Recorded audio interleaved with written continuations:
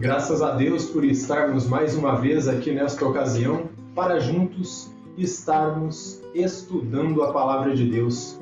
Para mim é um privilégio grande, uma satisfação imensa estar aqui nesta ocasião estudando as Escrituras Sagradas com cada um de vocês que estão aqui presentes nesta ocasião e aqueles que futuramente, através do YouTube, vão nos acompanhar também. Que o Deus Eterno lhes abençoe. Agradecemos aí por sua audiência, por sua atenção e que Deus lhes abençoe grandemente e possa abrir o entendimento de cada um de vocês e que a Palavra de Deus possa ir de encontro ao coração de cada um e edifique em grande maneira, no nome do Senhor Jesus Cristo. Quem estiver com a sua Bíblia, por gentileza, abra comigo na carta de Tiago, no capítulo 5, de versículos 7 até o 11. Tiago, capítulo 5, de versículos 7 até o 11, será a sequência do nosso estudo aqui nesta ocasião. Anteriormente nós estivemos estudando ali dos versos 1 até os 6, onde nós falamos ali a respeito dos ricos opressores que oprimiam ali os crentes lá da época de Tiago e assim ali retinham o salário deles. Agora nós vamos trazer uma exortação aqui à perseverança. Exortação que primeiramente Tiago trouxe ali para os crentes de sua congregação ali em sua época e que chegou até nós também, graça e infinita misericórdia do nosso Senhor e Salvador Jesus Cristo. Então em Tiago, no capítulo 5, de versículos 7 até o 11, nós encontramos da seguinte maneira: Sede, pois, irmãos, pacientes até a vinda do Senhor.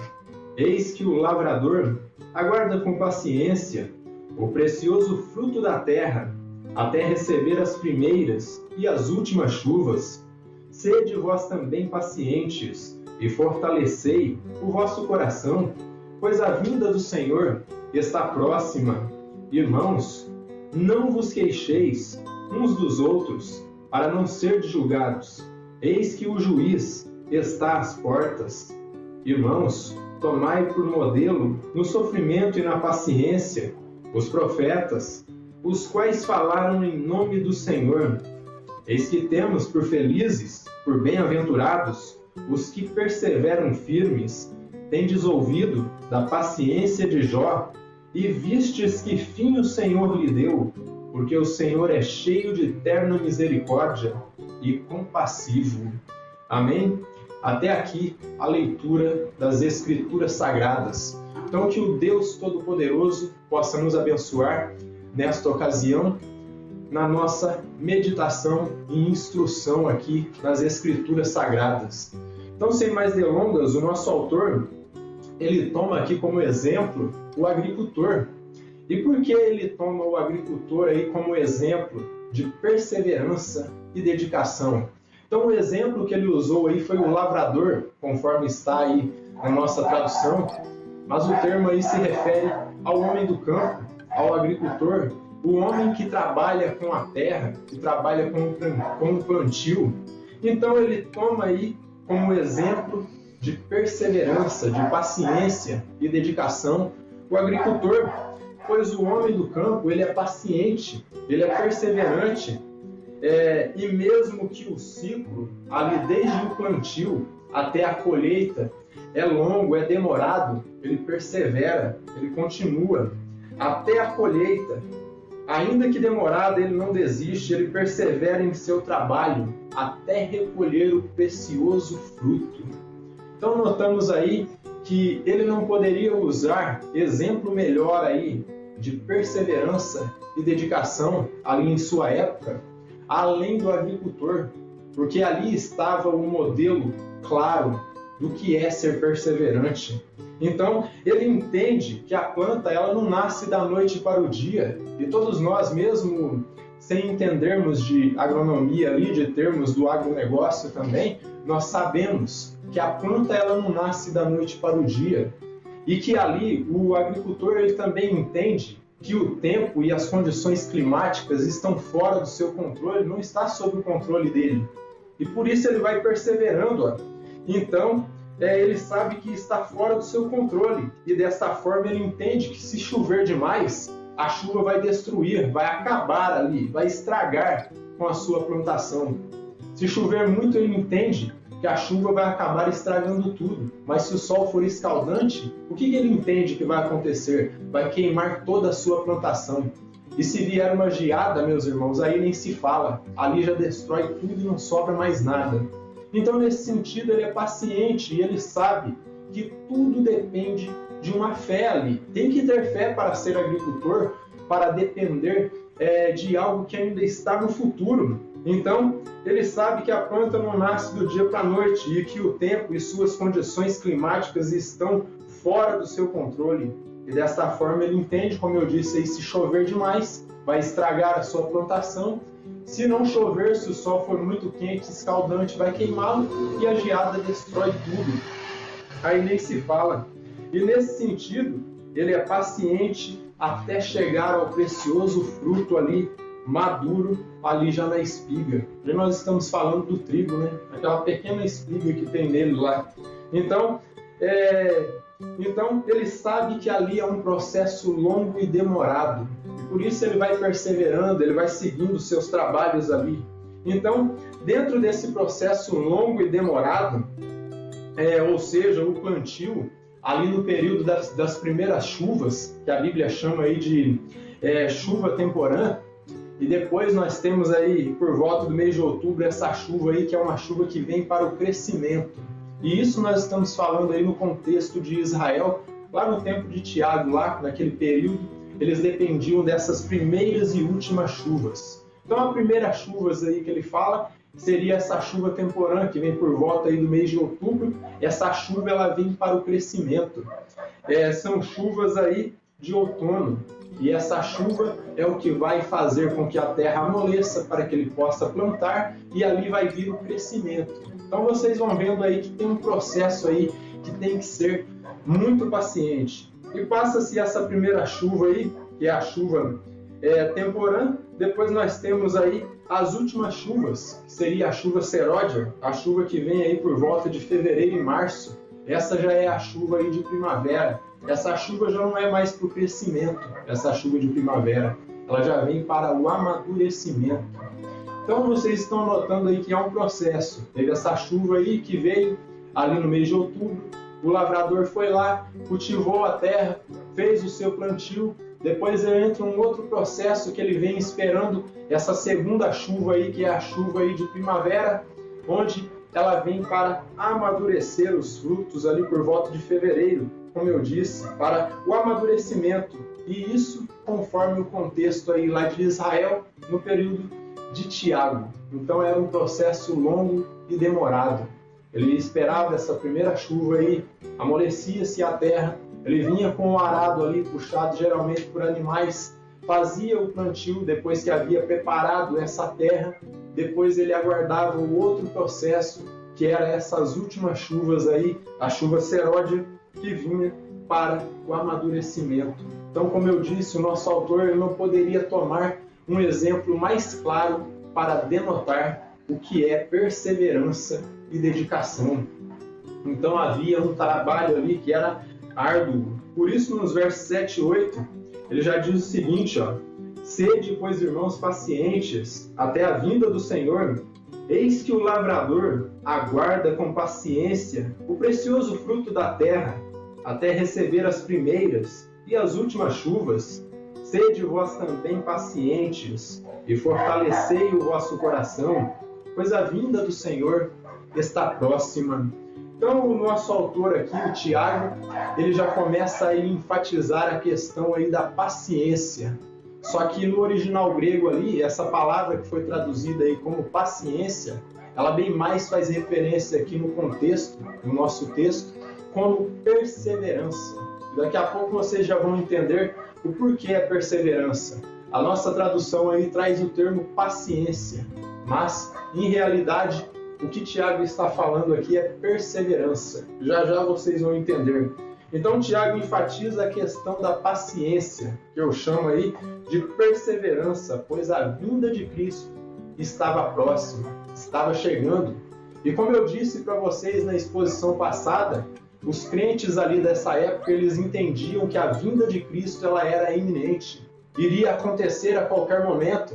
Essa parousia, essa segunda vinda de Cristo, eles estavam aguardando para qualquer momento.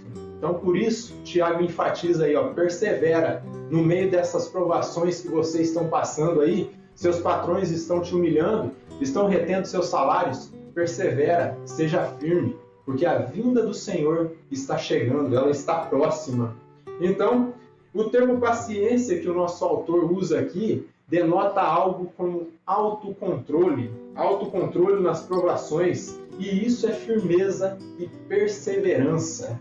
E por isso que quando nós nos referimos aí a Jó, o correto é dizer firmeza ou perseverança, não é a paciência de Jó, porque Jó ele não foi paciente. Se você ver ali todo o contexto do sofrimento dele, muitas vezes ele questionou, ele perguntou o porquê que estava acontecendo aquilo com ele, ele reclama, só que nunca ele atribui aquele sofrimento a Deus. A diferença é que ele reclamou, ele questionou, ele esteve ali se perguntando por que estava vindo tal calamidade sobre ele, só que ele não atribuiu aquilo a Deus, ele perseverou em sua fé. E mesmo que ele não entendia o porquê estava acontecendo, ele sabia que algum motivo tinha, e que Deus sabia, e que ele não sabia, mas que em algum momento ele iria saber. Então, com razão, no fim desta sessão aqui, Tiago ele traz aí, ele toma como exemplo Jó e os profetas do Antigo Testamento, como exemplos não de paciência, mas de perseverança. Porque esses homens aí, eles não ficaram passivos aí, pacientes, esperando o tempo passar, eles não ficaram inertes. Eles muitas vezes reclamaram, brigaram, lutaram, só que perseveraram na fé. Por mais que teve todo esse problema aí de reclamar, de questionar o porquê que estava vindo tal calamidade sobre eles, eles seguiam adiante. Então ele toma como exemplo aí a Jó e os demais profetas, que não tiveram uma paciência passiva, como eu disse aí, sem movimento, mesmo que às vezes eles lutaram, reclamaram, eles se mantiveram firmes na fé. Então, nesse sentido, essa perseverança, meus irmãos, não é uma paciência aí inerte, passiva, como eu disse. Não é uma paciência que fica esperando o tempo passar, esperando as coisas acontecer. É uma paciência de atitude, uma paciência aí que é perseverança, uma atitude de autocontrole aí, de perseverar na fé, que se estiver envolvido em meio a uma briga é capaz de apaziguar essa luta, essa demanda que está tendo ali. E nesse mesmo sentido aí, nós temos o lavrador, nós temos aí o agricultor que Tiago usou, que mesmo que ele fique esperando esse ciclo aí, desde o plantio até a colheita, ele fica esperando com paciência, ele não fica parado. Ele segue seus trabalhos ali, ele continua trabalhando até ele colher o precioso fruto. Então a paciência do lavrador aqui, nesse sentido, do agricultor, é uma perseverança, porque ele persevera ali, trabalhando ali na sua lavoura, até ele colher o fruto. Ele não fica simplesmente aguardando as coisas acontecerem, porque ele tem que estar trabalhando ali. Porque se vier uma praga, ele vai ficar aguardando o bicho comer todo o seu trigo ali e esperar que aconteça alguma coisa? Não, ele vai estar ali guardando, ele vai estar ali lutando para defender toda a sua lavoura, toda a sua colheita ali que em breve está para chegar. Então é uma perseverança dentro ali dos trabalhos. Então ele não simplesmente espera o tempo passar, mas é uma paciência ativa, como eu disse, que em meio a uma briga é capaz de apaziguar essa briga, porque ele tem autocontrole, ele é perseverante na fé, este homem ou mulher é temperante, e desta forma, por causa dessa perseverança na fé, por causa do seu autocontrole, ele consegue apaziguar todo tipo de demanda, porque o Espírito de Deus está agindo nele. Lembra que Tiago falou lá no capítulo 3 a respeito do controle da língua? Se você controlar a língua através da palavra, através do Espírito Santo, você iria controlar todo o seu corpo. Então, isso é o que provocaria a perseverança ali em meio as aflições. Então, como eu disse, o lavrador ele segue ali, ele segue trabalhando, ele não fica parado, ele vai trabalhando até recolher o fruto. Abra comigo em Provérbios, no capítulo 15 e verso 18. Este livro está no meio da Bíblia, logo após o livro de Salmos ali, vocês vão encontrar o livro de Provérbios, no capítulo 15 e versículo 18, logo após a Salmos. Salmos está no meio da Bíblia, logo na sequência vem o livro de Provérbios, no capítulo 15, é onde nós vamos estar lendo, e o verso 18. Prestem bem atenção no que está dito aqui. É algo bastante claro a respeito aí de quem tem autocontrole, de quem é perseverante na fé. Então diz assim, capítulo 15 e verso 18 de Provérbios. O homem iracundo, ou seja, o homem nervoso, o homem aí cólerico, ele suscita contendas, mas o longânimo apazigua a luta. E o que seria o longânimo? Seria o perseverante na fé, aquele que tem autocontrole. Esse seria o longânimo. E no capítulo 16 e versículo 32, nós encontramos algo claro aqui também. O próximo capítulo, no versículo 32, e diz assim, melhor é o longânimo do que o herói da guerra, e o que domina o seu espírito, do que o que toma uma cidade. Então, diante de Deus, melhor é aquele que se controla, aquele que persevera na fé, do que aquele que vence uma batalha, do que um herói de guerra, do que alguém que toma aí uma cidade. Então, desta forma, o que Tiago está salientando aqui? Com essas palavras, ele desejava inculcar, colocar na mente ali dos seus ouvintes e dos seus futuros leitores algo a respeito do caráter aí longânimo de Deus.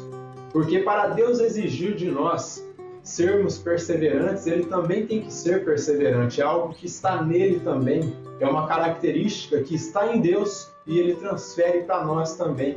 Isso é um atributo que nós temos aí que é transferível. Nós temos outros atributos de Deus aí que são intransferíveis, como a sua eternidade, a sua divindade, a sua onipresença, o fato dele estar em todo lugar, a todo momento, a sua onisciência. Isso são atributos intransferíveis. Mas o ato dele perseverar, isso pode ser transferido para o ser humano. Então, o que Tiago queria era inculcar isto na mente dos seus ouvintes ali, de seus futuros leitores. Ali o caráter longânimo de Deus. E o que eu quero dizer com longânimo? Porque mesmo nós sendo aí pecadores, Deus, ele nos suporta. Ele não nos destrói. Ele poderia até nos destruir se ele quisesse. Mas ele tem paciência conosco, ele nos ama. E desta forma, é isso que a Escritura está cobrando de nós, perseverança. Não cobre do outro o que você também aí tem dificuldade de fazer. Tenha perseverança, seja paciente com ele. Olhe o outro como igual a você, tenha amor por ele. Então a Escritura cobra isso de nós, esse ato de perseverar na fé, esse ato de ter paciência. Então, não cobre demais dos outros. Augusto Nicodemos, ao comentar esse verso aqui, ele diz o seguinte a respeito do que é ser paciente. Ser paciente significa literalmente ter fôlego grande, diz o Dr. Augusto Nicodemos. Daí a ideia de não esmorecer ou desistir, como um atleta que vai até o fim da corrida, mesmo que ofegante. Um corredor ali, um atleta, ele persevera, ele tem um fôlego ali que é grande, ele persevera até o fim da corrida, mesmo que ele está ali, está precisando tomar um ar, está precisando respirar, mas ele segue até o fim. Então isso é ter paciência aqui, segundo o que Tiago está salientando para nós, é ser perseverante, perseverar até o fim. E como nós perseveramos até o fim da corrida, até o fim da carreira? Nós perseveramos na fé, lutando contra o pecado, lutando contra a nossa natureza caída e pecaminosa. É desta forma que nós vamos lutando e nós vamos perseverando. E muitas vezes, meus irmãos, nós vamos estar aqui, precisando tomar um ar, precisando respirar. A luta vai ser dura, vai ser pesada. o diabo vai bater implacavelmente, como dizia o cântico lá do nosso irmão Eustáquio. Diariamente o diabo está batendo implacavelmente, tentando te derrubar, tentando destruir a sua fé. Só que há algo dentro de nós que se chama perseverança. E nós vamos entender isso já já, que é algo que Deus coloca em nós. Não é algo que nós conseguimos por nossa própria força. Se você persevera, isso aí é um presente que Deus te deu. Mas vamos seguindo aqui, ó. Por isso que a ideia apresentada aqui por Tiago, meus irmãos, ela melhor se elucida, ela melhor se explica com a palavra perseverança e não com a palavra paciência. Porque paciência você pode ter uma ideia aí de alguém que está ali paciente, está parado, está esperando. Só que alguém que é perseverante, ele está lutando, ele está caindo, ele está levantando, ele está pedindo misericórdia, continua lutando e assim ele vai seguindo. É dessa forma que Tiago está apresentando suas ideias aqui, ó. Então, a palavra que melhor elucida a ideia de Tiago aqui é perseverança e não paciência, como na nossa tradução. Em suma, o que Tiago esclarece é que nós devemos ser pacientes, meus irmãos, em meio às tribulações, em meio a todas as fraquezas que nós temos aqui nesta terra. Porque se você depender da sua própria natureza, com certeza, você vai tomar uma rasteira muito grande. Mas se você depender do Espírito Santo que controla a sua vida, aí você vai conseguir chegar até o final da carreira. Então, ele denota aqui que nós devemos ser perseverantes, pois o nosso Senhor está vindo. Assim como lá no período de Pedro, se levantaram pessoas dizendo que Jesus estava demorando, que as coisas estavam demorando para acontecer, já tinham se passado alguns anos. O que dirá agora, meus irmãos? Vão aparecer muitas pessoas dizendo: esse povo aí do cristianismo já vem dizendo dessa tal volta de Jesus aí, já faz 2000 e poucos anos que eles estão esperando e esse Jesus nunca chega. Só que uma coisa eu digo para vocês, ele está nos dando capacidade de perseverar e ele vai vir no tempo que ele julgar correto. Não é no tempo que nós queremos e por isso que ele disse que ninguém sabe daquele dia e hora, nem o Filho sabia, nem os anjos. Mas agora, quando tudo já está se preparando, com certeza ele já sabe. Mas ele está aguardando o momento correto. E o porquê? Porque ele também é perseverante. Ele sabe a hora certa de agir, ele sabe a hora que ele vai vir. Então, é como se Tiago dissesse aos crentes daquela época: ora, não desanime por causa aí dos seus patrões, o reto juiz, ele está vindo. A batalha está dura, você está sendo oprimido, entregue todos os seus problemas a Cristo. Ele é quem vai resolver. Ele diz que a vingança é toda dele, a vingança não é dos seus filhos, mas a vingança é toda de Cristo. Verso 9. Siga comigo aí a nossa leitura, ó. Irmãos, não vos queixeis uns dos outros, para não serdes julgados. Eis que o juiz está às portas. E agora ele começa aí, como um pastor, a aconselhar aí os seus ouvintes a não estarem murmurando, a não estarem reclamando aí da vida e da situação em que eles estavam vivendo. E vocês sabem que estas reclamações aqui deles provavelmente eram contra aí essas queixas, eram contra os ricos opressores, ali os seus patrões que retinham fraudulosamente ali os seus salários. E como nós aprendemos na exposição passada, isso diante de Deus era o mesmo que derramar sangue, era o mesmo que matar as pessoas ali meio que de forma indireta, porque você estava privando ele do seu ganha-pão. E desta forma, Tiago está dizendo: não fica reclamando deles, não fica murmurando da vida, porque quando você murmura da vida, você está murmurando contra Deus. Por mais que você ache que está reclamando da pessoa ali que está fazendo algo ali que você desagrada, você está murmurando diante de Deus. Então, o nosso autor agora, como pastor, ele aconselha seus ouvintes e leitores a não estarem reclamando, se queixando da vida ou da situação em que eles viviam.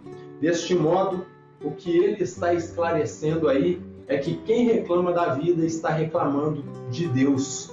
Porque quem foi que te deu a vida? Quem é que te proporcionou esta vida aqui nesta terra? Foi Deus. E quando você reclama da vida e da situação que você está vivendo, você reclama de Deus, porque foi Ele quem te deu essa vida.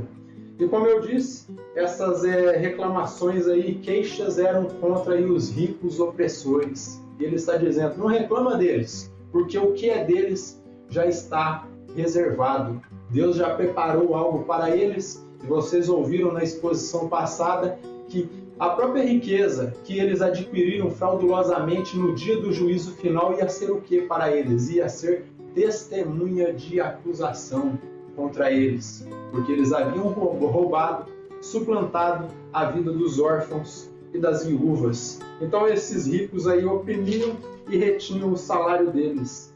Então, através desta declaração, o nosso autor aqui, ele afirma, eu digo mais uma vez, que quem reclama da vida se queixa de Deus por causa de sua situação.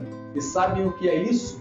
Quando você murmura, quando você reclama da vida, João Calvino, um dos reformadores da igreja, ele dizia que você se tornava aí ingrato, porque Deus te proporcionou a vida, te deu o ar para respirar, te deu condições de estar vivendo e servindo a Deus, e você começa a murmurar e começa a reclamar.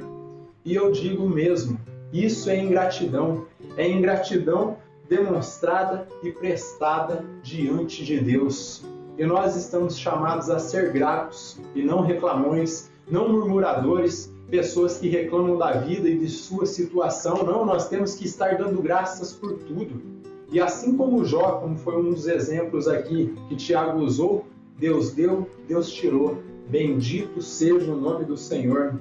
E o Simon Kistemacher, ao comentar esse verso aqui, o 9, ele diz o seguinte, queixas e murmurações são o oposto de alegria e gratidão. E vocês veem aí que até esses autores aí que nós citamos, eles vão mesmo na mesma linha aí do autor bíblico. Eles vão citando aí o que o próprio autor disse. Então, queixas e murmurações são o oposto de alegria e gratidão. Apesar de que em certos momentos os crentes encontram-se em situações nada invejáveis, o fato é que quando começa a se queixar, cai em pecado, e ele peca porque acusa a Deus, talvez de forma indireta, pelas dificuldades que recebe. Então, quando a pessoa está passando por provações ali e ela começa a se queixar, e ela começa a reclamar, começa a dizer, meu Deus, por que está acontecendo isso comigo? Eu devo ser a pior pessoa do mundo. Você não está reclamando de você, você não está reclamando daquilo que está acontecendo com você. Você está se queixando contra Deus. E isso é ingratidão. E você está culpando a Deus por causa daquilo que você está passando. E às vezes pode ser intervenção divina, porque esse é um dos métodos que Deus usa para purificar a nossa fé, para nos engrandecer. Então, talvez a pessoa aí acusa a Deus de forma indireta pelas dificuldades que recebe. Então, uma coisa que nós temos que entender, entenda, todas as lutas, meus irmãos, e dificuldades que nós passamos aqui nesta terra não são um castigo de Deus. Pelo contrário, todos esses problemas, todas essas lutas que nós enfrentamos aqui são um método que Deus usa para trabalhar em nós. Não é um castigo, mas o método que Deus usa em nós para nos preparar.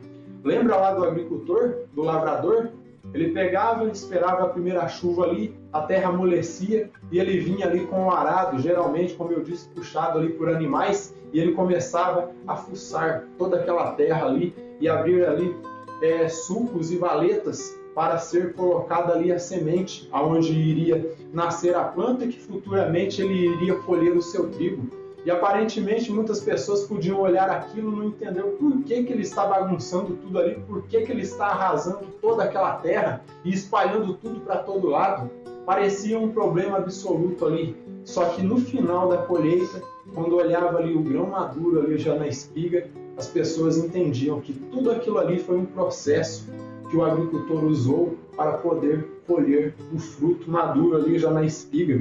Então é o método que Deus usa para nos preparar e colher de nós os frutos do Espírito. Então, deste modo, o que nós somos? Nós somos a lavoura de Deus. O apóstolo Paulo falava disso. Falava que nós somos a lavoura de Deus. que ele havia plantado, Apolo havia regado, mas quem tinha dado o crescimento era Deus. Então, desta forma, nós somos a lavoura de Deus.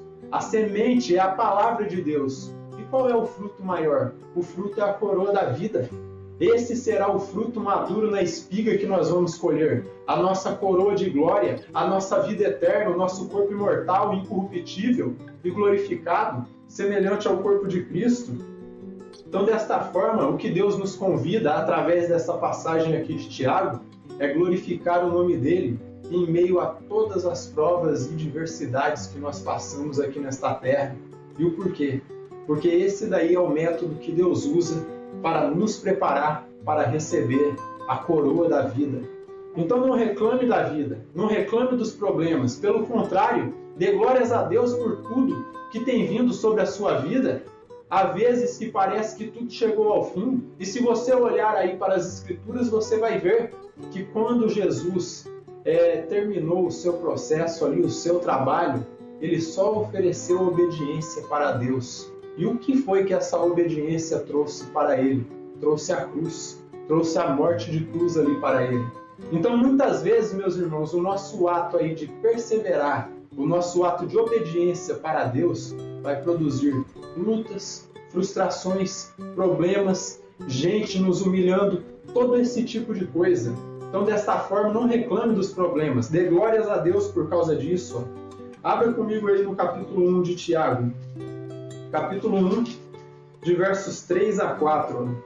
Diz assim, sabendo que a provação da vossa fé, uma vez confirmada, produz perseverança. Ora, a perseverança deve ter ação completa, para que sejamos perfeitos e íntegros e em nada deficientes. E no verso 12 do capítulo 1, nós encontramos algo aqui também. Bem-aventurado o homem que suporta com perseverança a provação, porque depois de ter sido aprovado, receberá a coroa da vida, a qual o Senhor prometeu aos que o amam. Notaram aí que o fruto de toda a provação aí que nós passamos aqui nesta terra vai ser o quê? A coroa da vida. Então esse é o método que Deus usa para nos purificar, para nos transformar em verdadeiros eleitos, convictos de nossa fé. Mas essa perseverança, como eu disse a vocês, não vem de nós. Abre em 1 Pedro, no capítulo 4, é o próximo livro da frente, a próxima carta à frente aí após Tiago, no capítulo 4, versículos 14 até o 16. Veja o que o apóstolo Pedro aqui ele diz. E vocês notam que todas as vezes que nós estudamos essas cartas apostólicas, vocês vão ver que todos os apóstolos eles andavam na mesma linha de pensamento, não tinham uma interpretação diferente. Pelo contrário, o evangelho que Paulo pregava era o mesmo que Tiago pregava. O evangelho que Pedro pregava era o mesmo que Tiago pregava. E assim por diante, assim sucessivamente, Marcos e os demais, todos andavam na mesma linha de raciocínio. Então, no capítulo 4, versículos 14 ao 16, diz assim, em Pedro, capítulo 4, se pelo nome de Cristo sois injuriados, bem-aventurados sois, porque sobre vós repousa o Espírito da glória de Deus. Não sofra, porém, nenhum de vós como assassino, ou ladrão, ou malfeitor, como quem se intromete em negócios do outro. Mas se sofrer como cristão, não se envergonhe disso, antes glorifique a Deus com esse nome. Então, saiba que se você está sendo injuriado aí, perseguido por causa do nome do Senhor, isso é uma bênção. Isso não é um castigo de Deus. E como eu disse a vocês, a cruz aí veio por causa da obediência de Cristo. Foi o que foi produzido. E nos versos 10 a 11, nós encontramos ele dizer assim, irmãos, tomai por modelo no sofrimento e na paciência os profetas, os quais falaram em nome do Senhor. Eis que temos por felizes, ou seja, por bem-aventurados, os que perseveraram firmes. Tendes ouvido da paciência de Jó, e vistes que fim o Senhor lhe deu, porque o Senhor é cheio de eterna misericórdia. e compassivo. Então, o nosso autor aqui, ele fecha os seus argumentos a respeito da perseverança, e agora ele começa a frisar mais uma vez a questão dessa paciência aí, ou perseverança, como eu disse para vocês.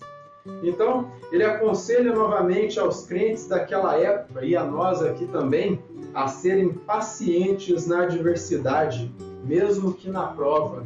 E fechando aí o seu argumento, ele diz que eles deviam se firmar na fé, e nós neste tempo, por mais provados que nós formos, nós devemos nos firmar na fé. Então, ele toma o exemplo de Jó e dos profetas aí do Antigo Testamento, e como nós já abordamos aí anteriormente, eram homens que, mesmo que em provas e perseguições, eles mantiveram a fé firme e convicta no Criador. E vocês sabem a história de Jó aí. Depois que ele contraiu aquela lepra maldita que estava consumindo o seu corpo, seus amigos zombaram dele, vieram criticá-lo, falar que ele estava com pecado oculto, e ele sabia que ele não estava pecando, que ele era íntegro diante de Deus. E ele começa a questionar por que aquilo estava vindo.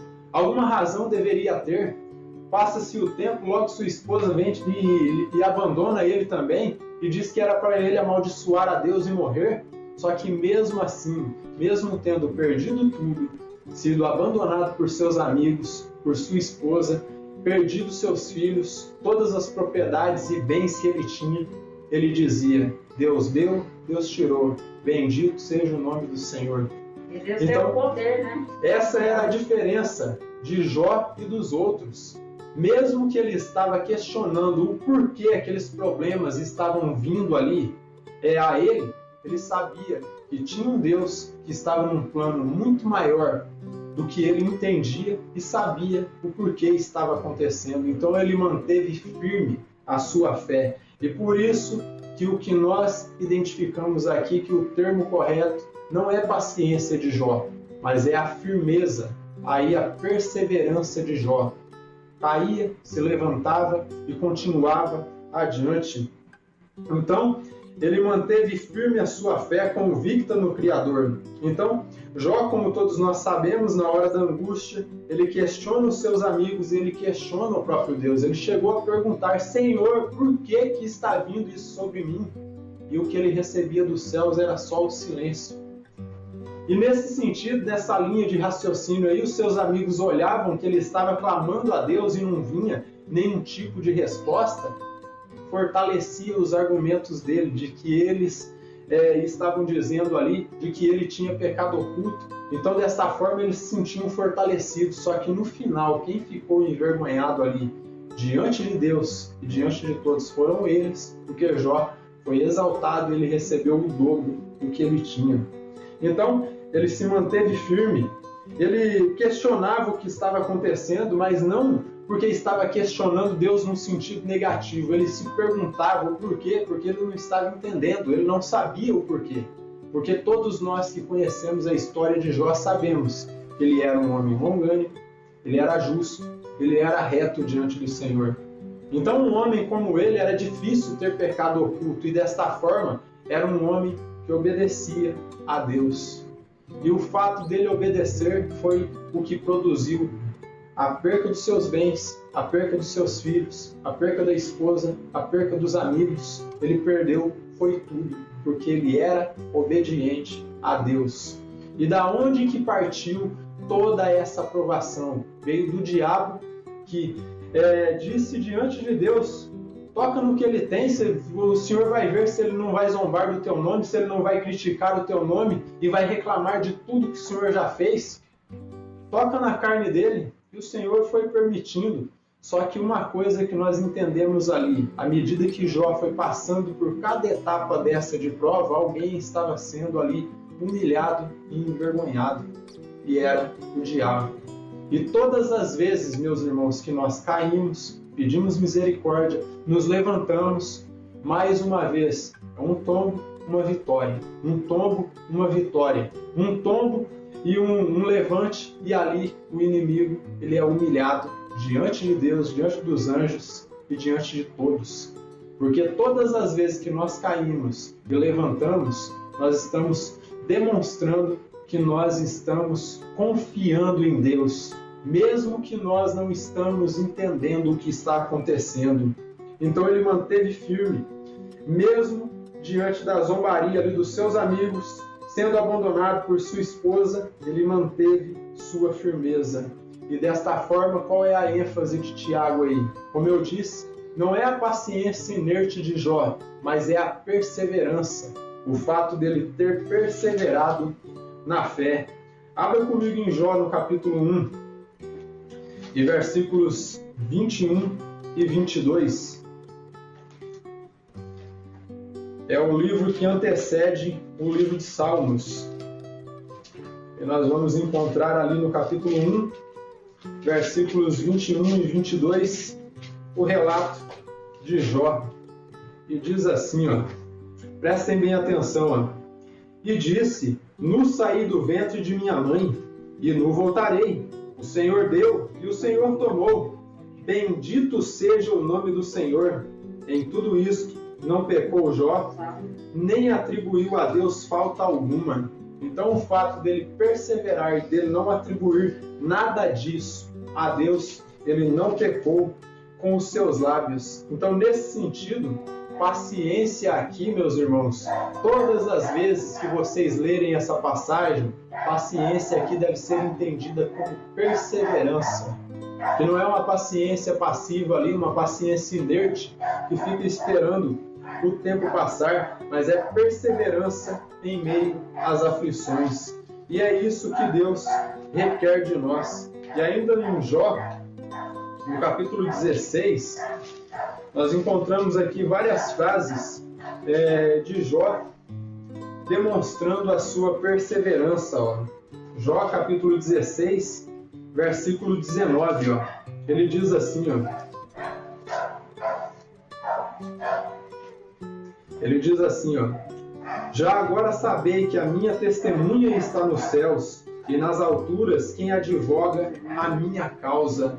Então essa frase aqui de Jó denota a perseverança, a confiança que ele tinha em Deus. Ele sabia, eu sei que diante de todas essas acusações que vocês estão fazendo contra mim aí, a minha testemunha está nos céus. Eu sei quem é o meu advogado, quem está cuidando de mim.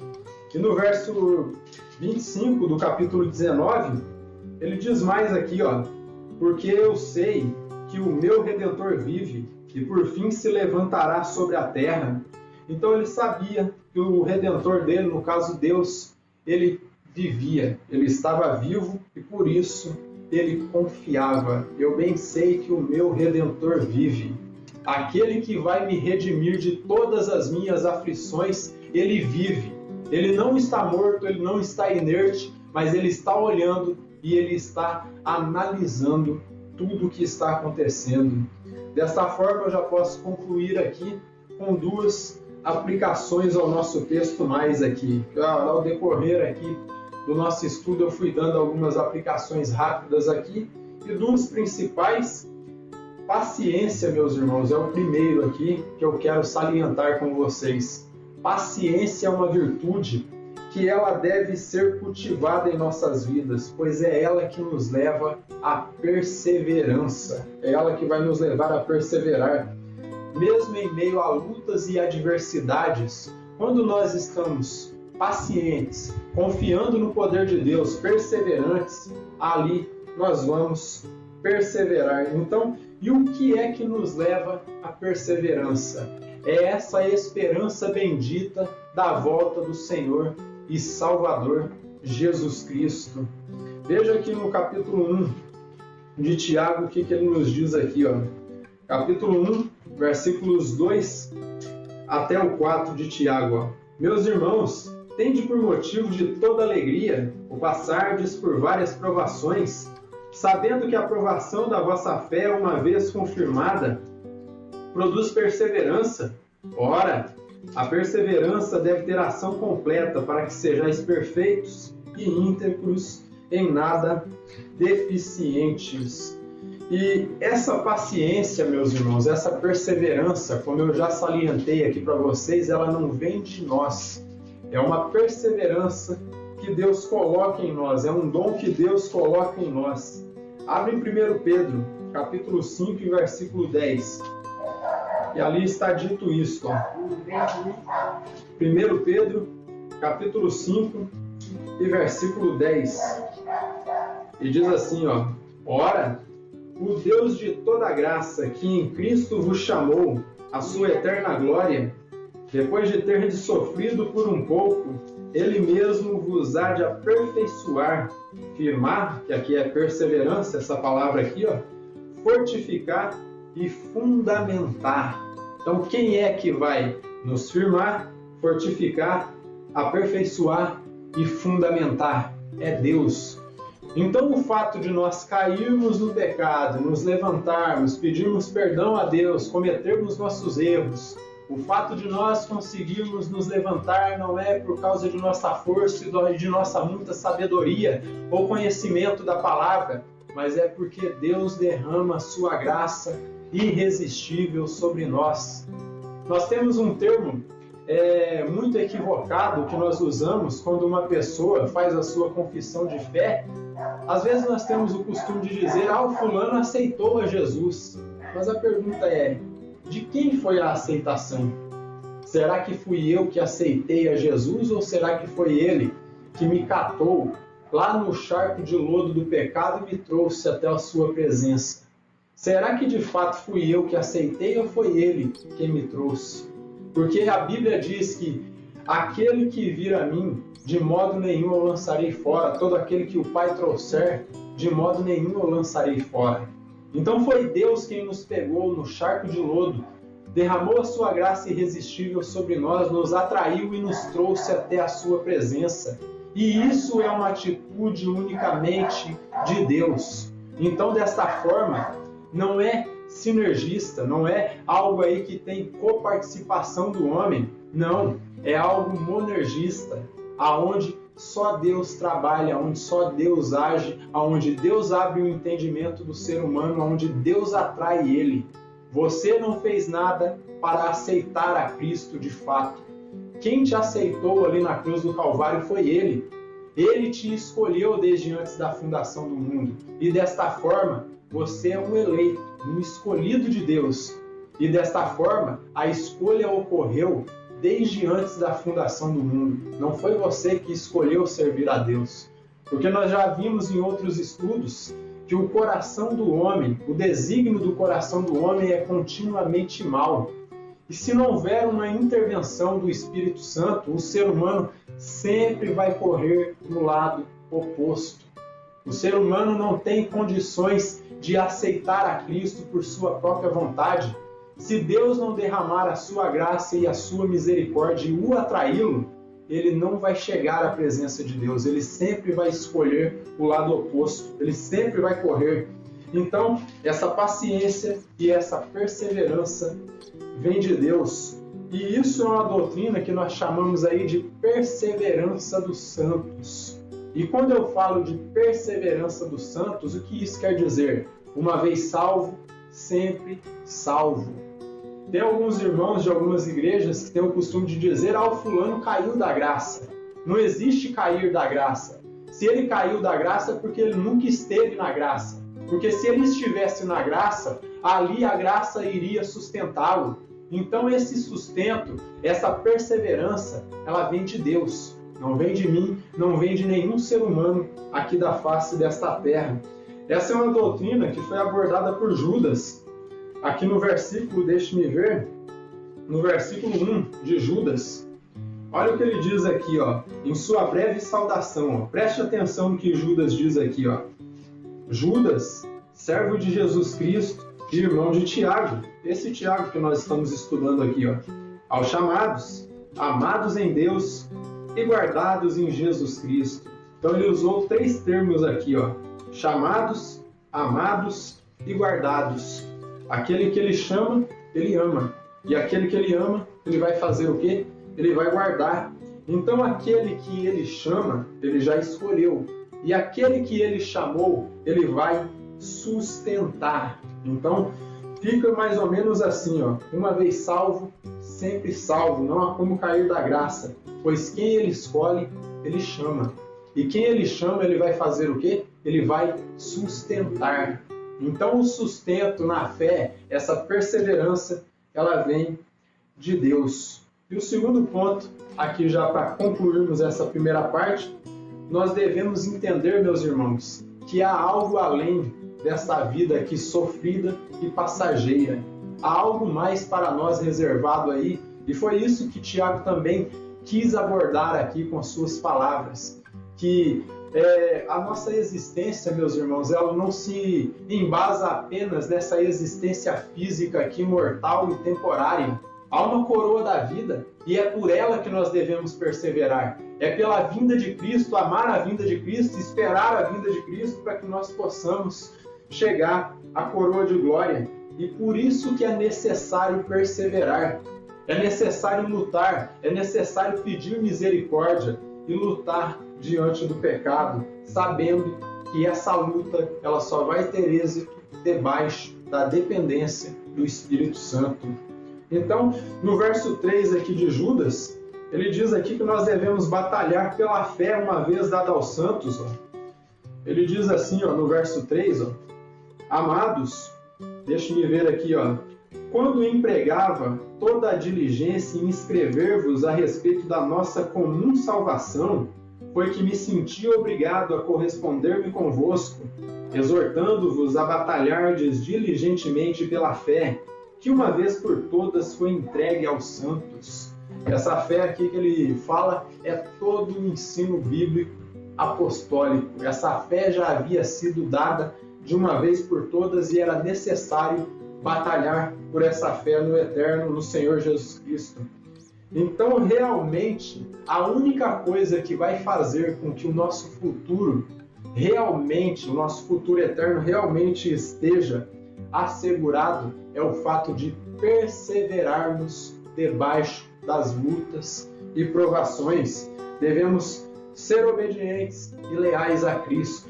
Como eu disse, a obediência de Cristo ali provocou e o levou à cruz, o levou à morte. E quanto mais obedientes, quanto mais perseverantes aí nós formos, mais lutas e provações virão.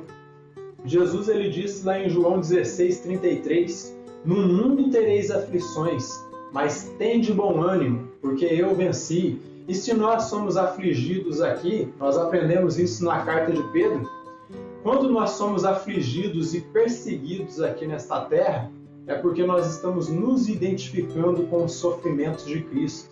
Nós sofremos porque primeiro ele sofreu. Em Romanos 8:18, o apóstolo Paulo ele dizia, eu tenho para mim por certo que as provações do tempo presente não são de se comparar com a glória que em nós há de ser revelada. Em 2 Coríntios, abre em 2 Coríntios, juntamente comigo no capítulo 4, versículos 16 até o 18. Capítulo 4 de 2 Coríntios,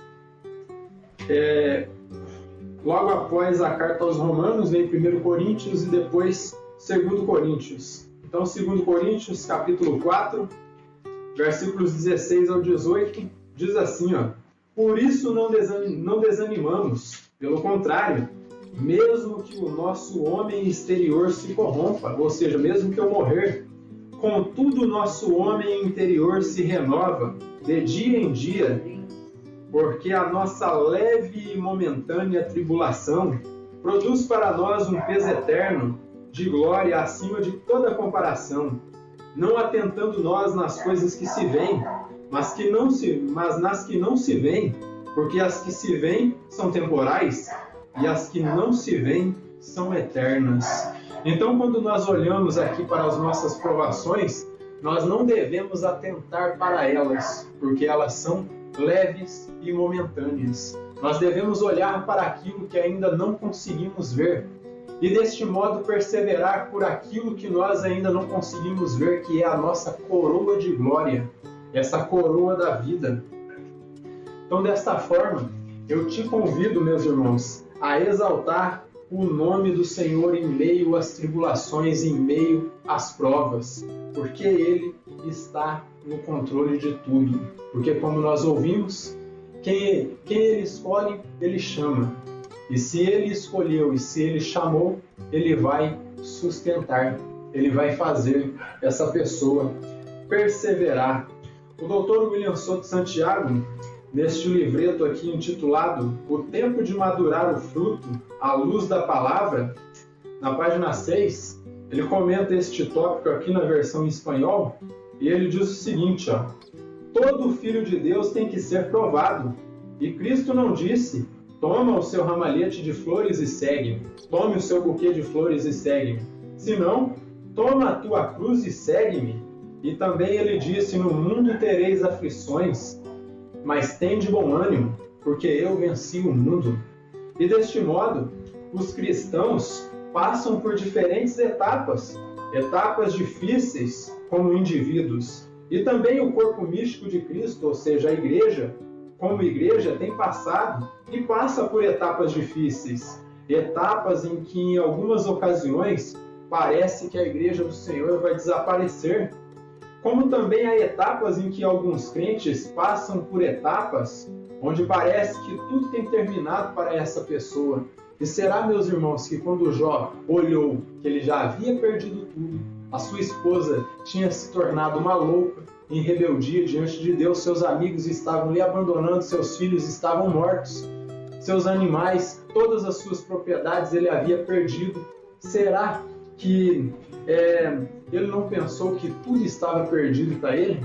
Parecia que tudo estava perdido, só que tinha algo, uma luzinha no fim do túnel que queimava diante dele, que é o Espírito Santo, que dizia, não está tudo perdido, prevaleça, persevera, porque eu estou no controle. Eu vou te quebrar, eu vou te moer, vai doer, você vai sofrer, mas no final você vai receber a coroa da vida, você vai receber a gratificação, que é o seu corpo eterno, imortal, incorruptível. Então parecia que tudo havia terminado, mas ele ressuscitou, aqui falando de Jesus. Então algumas pessoas, alguns crentes passam por etapas onde parece que tudo tem terminado para essa pessoa, como parecia que para Cristo tudo havia terminado, mas ele ressuscitou glorificado e se sentou à destra de Deus. Ele obteve a vitória. E ele sela seu argumento aqui, não há vitória sem luta, sem batalha. Então nós somos convidados diariamente a batalhar de uma vez por todas pela fé que uma vez por todas foi dada aos santos. A prova dói, machuca. Muitas vezes nós não queremos ser tentados, nós não queremos ser frustrados nesta vida, mas a Bíblia, ela nos exorta a perseverar. Assim como o atleta, como nós ouvimos ali, que mesmo que ofegante, ele vai tomando um fôlego a mais ali e vai chegando até o fim de sua carreira, até chegar à linha de chegada. As provas doem, machucam, mas Deus está ali em nosso ouvido diariamente dizendo através de sua palavra, persevera. Eu sei que a prova dói, eu sei que a prova machuca, eu sei que você está sofrendo, mas vai perseverando, que no final você vai receber a coroa da vida. Que o Eterno nos abençoe grandemente. Graças a Deus por essas verdades.